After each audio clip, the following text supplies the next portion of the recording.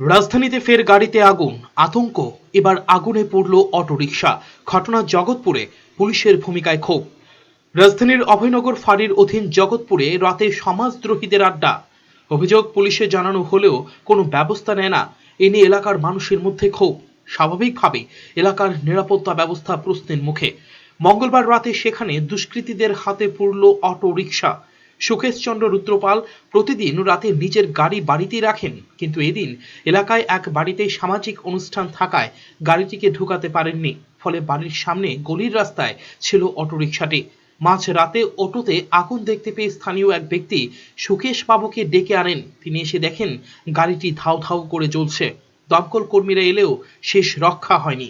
অভয়নগর ফাঁড়ির ভূমিকায় লোকজনের মধ্যে ক্ষোভ। তখনও তারা আইয়ে না, অনেকবার ফোন করার পরে এরপর আইসে।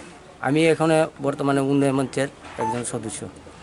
এখানে কে বা কারা লাগাইছে আমার এমন জানার মতো তো আমি কেউরে আমি দেখতেছি না।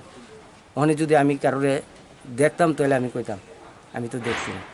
এখন আমি বাঁচনের আমি ব্যবস্থা চাই, অনেক ইন্স্যুরেন্সের থেকে যদি আমার গাড়িটা দেয়।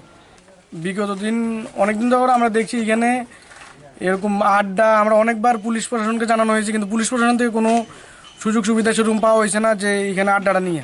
এখানে প্রায় মদের আড্ডাটা প্রায় আমার কাছে খবর হয়, তো আমরাও অনেকবার চেষ্টা করছি এখানে দৌড়ানোর লেগে। আমরা আইলে জায়গা এরপরে আবার এখানে আড্ডা বসে, প্রায় এখানে আড্ডাটা মদের আড্ডাটা থাকে। এটা আজকে দিনে বিগত দিন থেকে ওনারা জানানো হয়েছে, ওখান থেকে ওরা জানানোর পরে ওরা টাইমলি আসে না। ওদের ভূমিকা বলতে নাই এখানটার ওদের ভূমিকা। গাড়িতে আগুন, আতঙ্কে এলাকায় চাঞ্চল্য ছড়ায়। দাবি উঠেছে এলাকায় পুলিশি টহলদারি বাড়ানো ও ঘটনায় যুক্ত দোষীদের গ্রেপ্তারের। সচেতন মহলের মতে এই ঘটনা ফের প্রমাণ করে হীরার রাজ্যে আইন শৃঙ্খলা কোন জায়গায়। ব্যুরো রিপোর্ট, চ্যানেল 3 রাত।